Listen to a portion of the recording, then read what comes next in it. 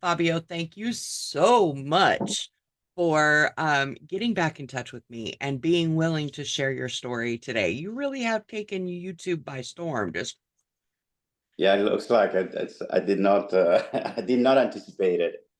Not so fast. But hey, it better. worked. I'm glad it's something that makes it very exciting. That's So right. That's yeah, right. It's and pretty got us amazing what you do.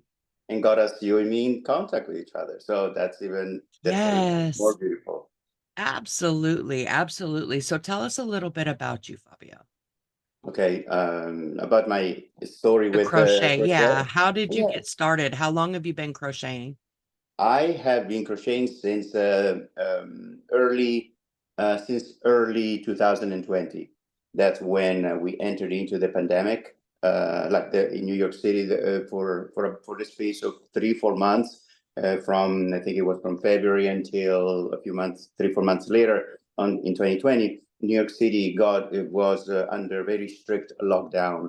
All of my favorite places had been taken away from me. I love going to the gym. This is where my extended family lives in a way. I know everybody there, they know me. It's a beautiful place for me. And unfortunately, that was the first establishment that was taken down. Nobody could go to the gym anymore. And I felt, and with all the barrage of information, of conflicted information that I was hearing, from everywhere, I basically started entering into this mind space, mental space that was not very healthy, where I was seeing everything was like crumbling down, where societal norms were going down, and where I was getting kind of scared. And so my level of anxiety during that period was like up Through here. the roof. Exactly, through the roof. And I really did not know what to do.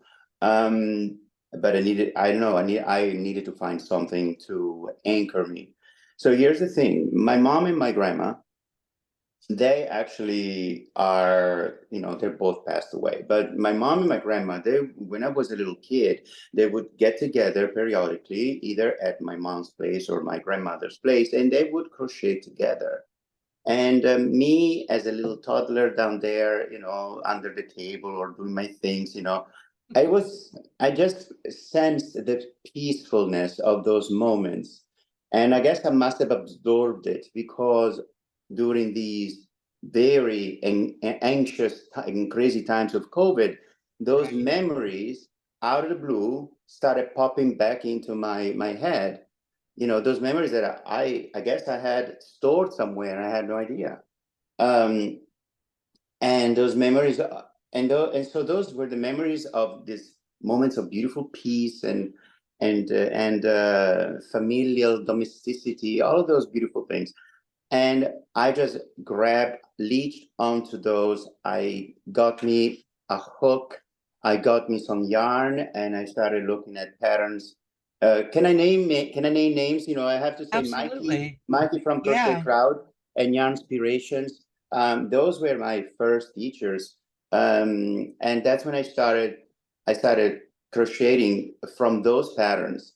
And my first crochet project was a blanket, a huge blanket that I really started crocheting from morning until dusk, then go to bed. Morning until dusk, then go to bed. Um, and it just put me in this space where, I mean, the world could go down I mean, everything could have crumbled around me and I couldn't care less because I was in my happy space, in my happy place. And 3 months later, I made this. Basically, this is the Oh, wow. blanket. Ooh, that It's my looks comfy. oh, it's my favorite. It's my Linus blanket because Wow. again, Wow. it's plushy. It's beautiful. It's a pattern from Yarn Inspiration, by the way. Okay. And it took me 3 months. It basically kept me the whole process kept me company during the worst period of COVID, and I resurfaced from it completely changed, like completely like calm. I knew I'd found my anchor. I knew I'd found that something that no matter what would actually bring peace inside of me. And I guess that's when I got hooked. Literally, Yeah, literally hooked. literally hooked. Literally hooked. It's So that's my addicting. story. That's my story. It's So I started addicting. making, of course, squares and squares and rectangles, which are blankets and scarves. And then eventually I got tired. I want to do something more. I want to Ready to do, push yourself. exactly, I want to push myself. And I wanted to make the sweater, the famous sweaters. Sweaters are the thing, That's right. for yarn, for fabric, for fiber artists. The sweater is that thing. And I noticed, okay, all of my knitters friends, they have a barrage of patterns of all shapes and sizes and colors and textures in knitting. And what about us crocheters? I couldn't find anything. I could not find anything. So I went on to a quest, literally a years and years long quest in trying to crack the code how to make my own sweaters. I read a few books, and I watched and paid for various tutorials, of high quality tutorials, and I combined all of these pieces of information, and that's how I became now obsessed with making sweaters, Oh, and crochet sweaters. I think it's really awesome too because wearables for men are very hard to find. Mm-hmm. Now, I'm going to take that a step further. Yes, Wearables, crochet, crochet wearables correct, for men that exactly, look good are even more hard to find. So exactly. I'm super excited that you um, were interested enough to choose that because I know for me, when I was looking for patterns for my kids, my boys, it was hard to find. There's all kinds of stuff for females, but it's really hard to find Yes, really good looking crochet patterns for men. Straight up, it is hard, yes. hard. And So yes, I mean, because that's really exciting. crochet is a fabric that That's it's right. by its very nature is a fabric that lends itself beautifully for embroidery and lace, which are very feminine type of fabric. That's So right. that's whereas it does not lend itself very neatly like the stockinette type of fabric that's perfect for garments that are manly. Um, Right. so I needed to find a way to find this common ground where I could bridge together, where I can bring into the fiber art that I love so much, which is crochet, the two fundamental attributes of a typical stockinette knitted fabric, which is lightness. It needs to be light. It doesn't have to have too many holes inside, like and also drape. Right. And so that's why that's why I gravitated around, the half double crochet stitch in the front loop, because that to me is the stitch that's most closely can be comparable to the knitted stockinette stitch. Okay. Yeah, yeah. And you have your own process. The way that you put or design your sweaters is Yeah, different. on the fly. Excuse me, it's different than I've seen. Where Mm-hmm. you have the back panel and the front panels and the sleeves and all of that different things going on that you have to then sew together. Yours are Yes, kind of seamless. They're correct. basically no sew, aren't they? Correct. I hate Yeah, sewing. that's I hate amazing. sewing. I hate that. I hate that one. I hate it so much. So I wanted to, like, okay, there is a way. I know there is a way to make sweaters where they are completely seamless and it's a top down in the round. Right. So yeah, I think that's really, really awesome. So when you're doing your patterns, I know you've got a series on your YouTube channel, and I'm gonna link Fabio's channel in the description below so y'all can go check him out because Thank you. wow, if you haven't experienced the joy of Crochet by Fabio, you really do need to. But you've got the series coming out.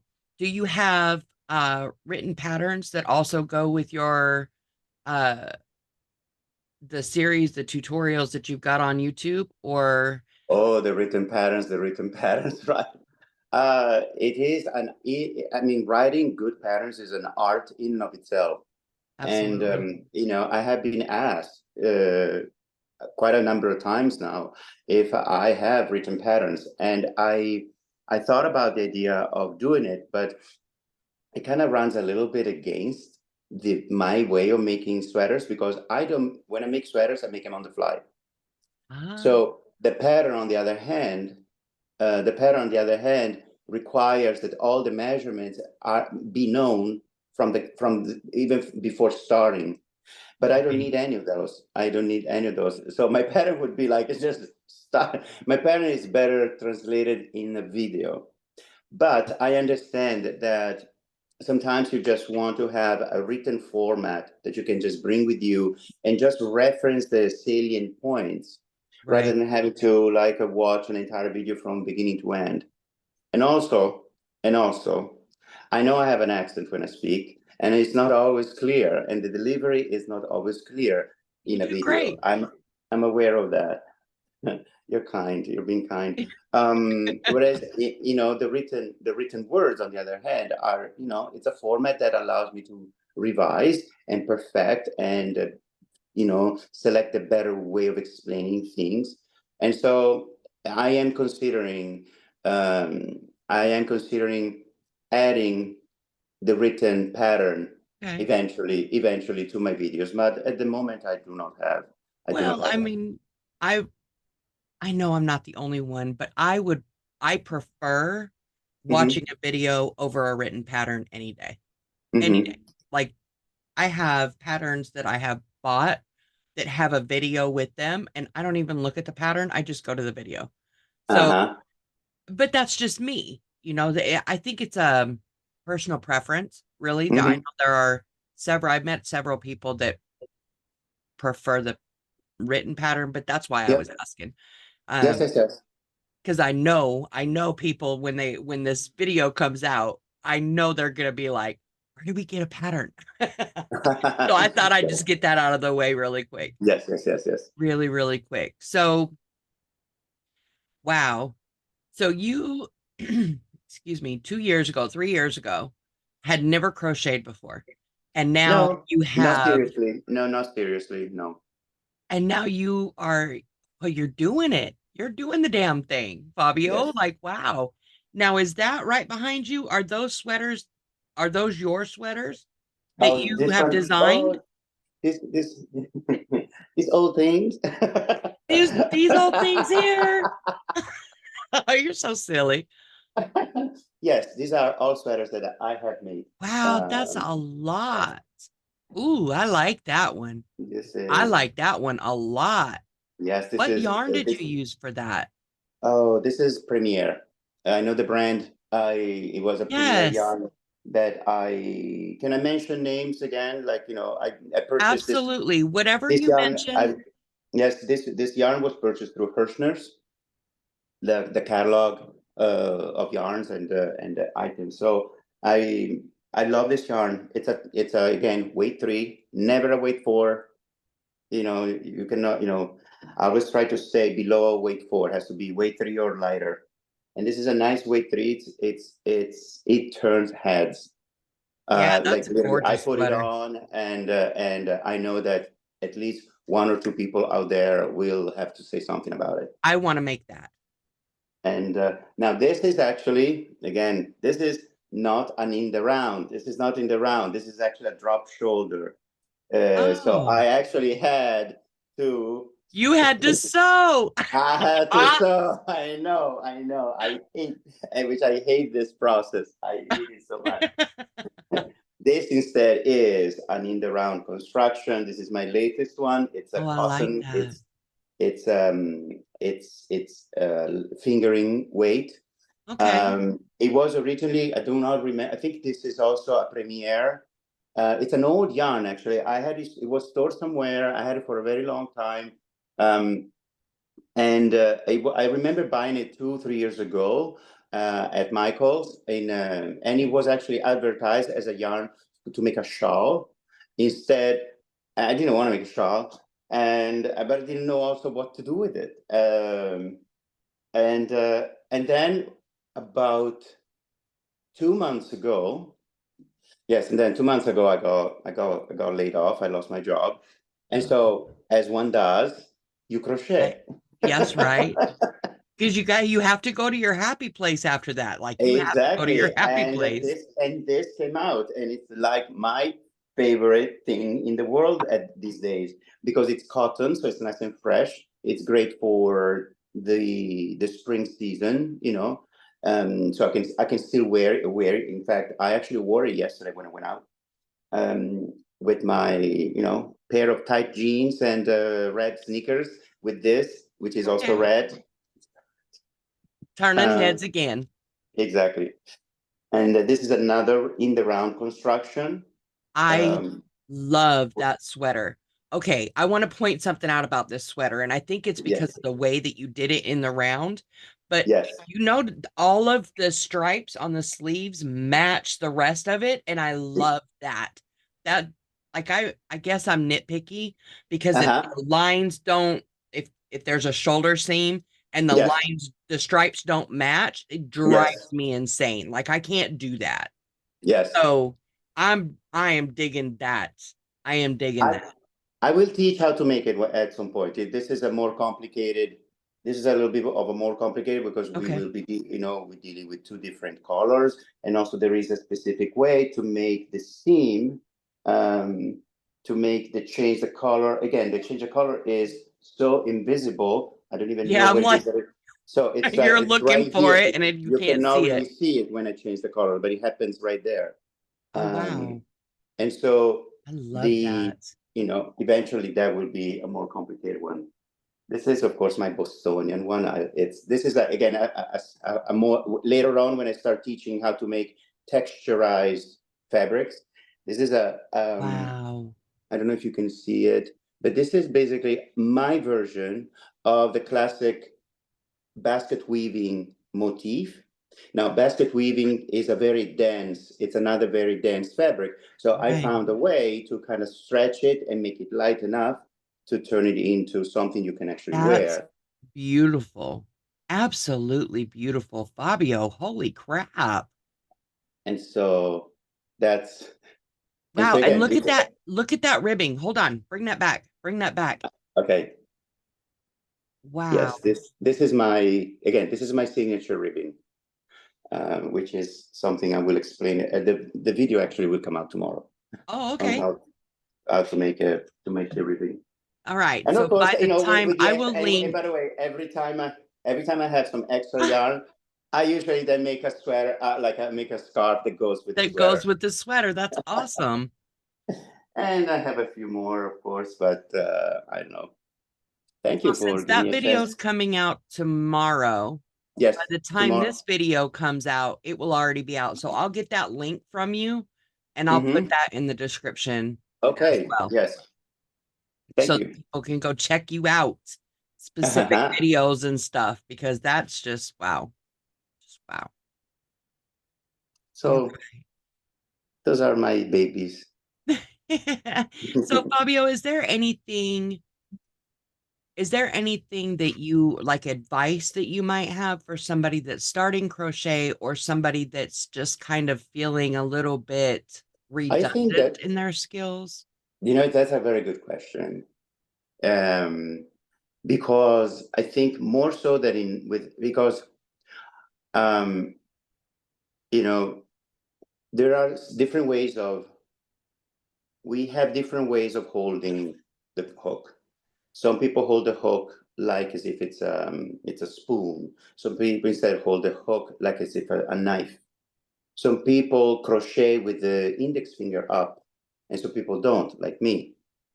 And we all think that we all think that holding the finger up is the proper way of doing things. And so my advice is like just go with how your hands feel comfortable, That's right. because I have tried the proper standard way of holding a What? yarn, and I usually end up with uneven stitching or super tight stitching. Okay. Whereas my system, because everything feels very comfortable, then I end up with very even stitching and also with a little bit of a looser easier to work in work. So go with how your hands feel comfortable. That is my, don't think that, don't assume that if you don't have a standard hand position, that your crochet, it will be inferior quality. Absolutely not. Okay. Actually, the more comfortable your hands are, the better. I have also, especially because it is the constant movement can actually lead to carpal tunnels. Or in my case, I actually had developed at some point, and I think one of those sweaters that I just showed you earlier actually gave me it's called Elbow. golfer's elbow. There is the tennis elbow and the golfer's elbow. So crocheters may develop actually the golfer's elbow when it hurts here. So, Oh, wow. and I didn't know that. and yeah, yeah. And so I have been, like, lately I've been crocheting a lot, and I've been afraid to redevelop it, and it has not redeveloped it. And I think it's because I I am very deliberately comfortable with the position of my hands and try to keep them relaxed. So again, don't try to position your hands in a way that does not feel natural, even though it may look like the standard, because you may actually end up hurting yourself. That's true. And those carpal tunnels and those tendinitis, called like the golfer's elbow, are not to joke with. Absolutely not. They're very painful, actually. So, but that's my That that's was my some that's really my good advice. advice. Some really good advice. And I'm glad you brought that up because I know when I first started trying to figure out how to hold it and, you know, hold the hook, first of all, and then also control Yes, the tension, not attention. yes. I guess I wasn't paying attention, but trying to Uh-huh. control the tension with my hand. This hand does nothing. Like it sits on the side of my body and looks pretty, but it's pretty useless. So trying Uh-huh. to control the tension was difficult to figure out how to do it that worked for me because it is individual to each person. So yeah, Yes, doing what's comfortable for you is absolutely the key because it's individual. exactly. Yes, yes, yes. I always get to this part and I'm like, what else do I ask? Uh-oh. What? Um, Uh-oh. Let me grab some coffee then. all right, go grab you some coffee and I will think. There it is. I'm ready. I'm ready. Hit me. Hit me. Hit me. Okay. Where do you see yourself taking this crochet? Is it going to remain a hobby? Are you going to do a business or have you even just like delved into that aspect? I've always wanted it to stay a hobby because it is such a personal thing for me. Again, Okay. it's my happy place. And there is a fear, especially now that my channel is really growing. There is this, a little bit of a fear that the business aspect may actually infringe into my happy place.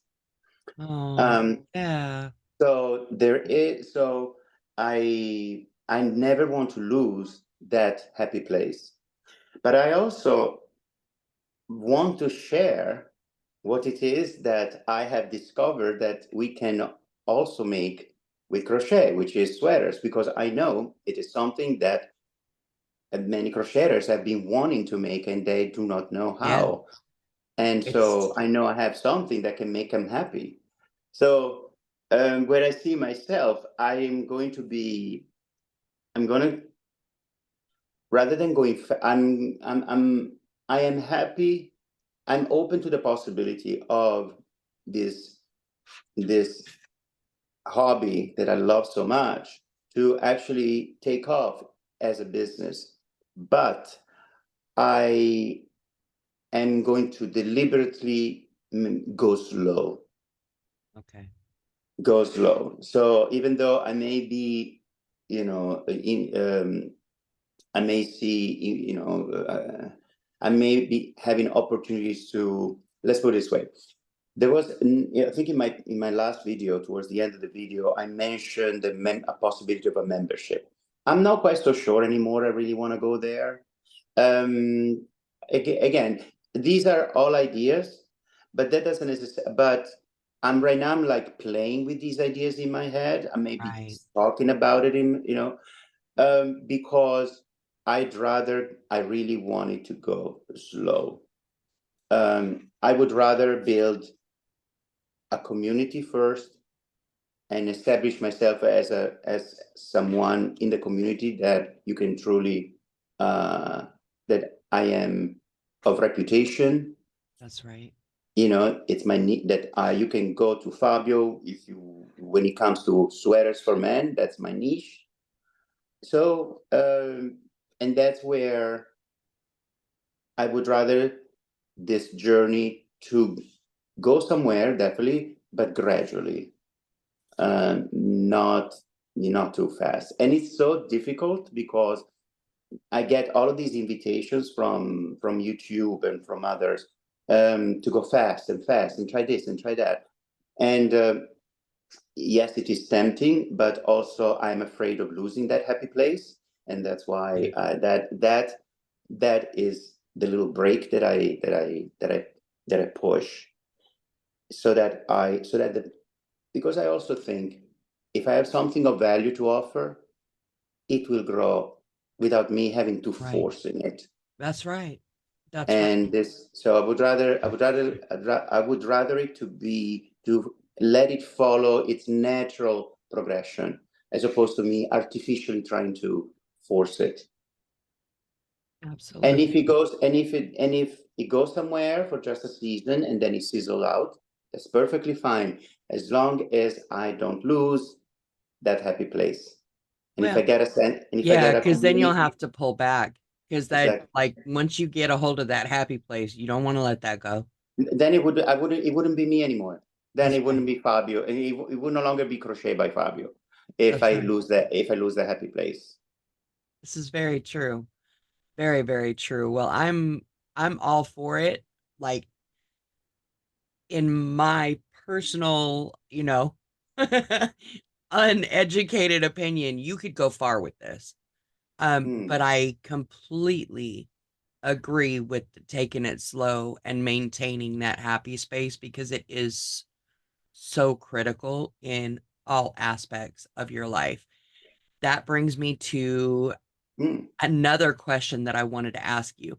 Is there something that you've learned through crochet that you're able to transfer and use in other areas of your life as well?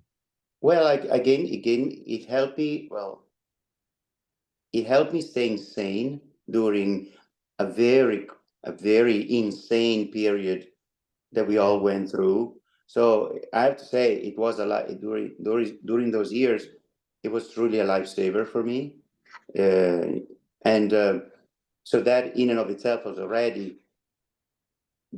already given me so much. There are what I'm learning now, because because it is something that I like so much doing, that too easily slips into the obsession. Yes, it does. Yes, it does. I begin my videos with I am literally obsessed with all things crochet because that's Uh-huh. couldn't put it Like better myself, one but more it's so stitch, one easy. more row, one more stitch, That's one right. more row, one more stitch, one more row, and then Yep. hours have already gone by, and you didn't shower, and you didn't go to bed, and you didn't eat, and you didn't take care of the Forgot to bills. eat. Exactly. So Yes. it's so easily it can. Oh, and then say, "Oh, look, I have a great sweater." Yes, but you forgot to pay the bills. So yes, but I still have a great sweater. So again, it's so easily, But so I look easily it good. can. Looks good, but no lights. Yes. So boundaries is a big thing. Exactly. So Boundaries is a huge thing. so I'm using this as also a training ground, as my training wheels, to learn how to be disciplined, how to create Yes. boundaries. In my case, would be time boundaries, and really learn to stick to them. So tell myself, no, no, not one more stitch. No, no, no. You will end it now, and you will continue in an hour, or you'll end it now, you continue tomorrow. It's not gonna go anywhere. That's End it now. you know, and It's it will hard. be, and when it's very hard to do, and it still Yes. is, it continues to be, and it probably will be forever a Right. difficult moment. But I need to remind myself, remember why you're doing it. You're doing it because you're learning. Yes, there is pleasure in doing crochet, but right now you're learning something a little bit more important, which is boundaries, which is time Time management. And management. so it does. And then yes, it's painful in that moment. It's frustrating. But then when I actually manage to say no to crochet and move on to the next activity that I need to do, then I actually do feel better about myself. The fact that I was able to be disciplined. And so and little by little, it's actually, this crochet is also helping me to build character, I would say. I And agree. that is actually a very important skill to have across all aspects of your life. That's right. That's right. Well, Fabio, I really want to thank you so much for joining me today. Like, seriously, I'm absolutely thrilled. I mean, because you did. You showed up on YouTube and you took the whole crochet world by storm. I know. I'll tell you what, and I am sure that I am not only speaking for myself, but many, many, many, many people in the crochet community. We are so, so happy to have you here. Oh So my happy goodness to have me. you Thank here. you so You much do for have saying an that. awful lot to offer. And just Oh, thank wow. you so much for joining me today. Thank you so much. It's been truly a pleasure, Marty. Thank you.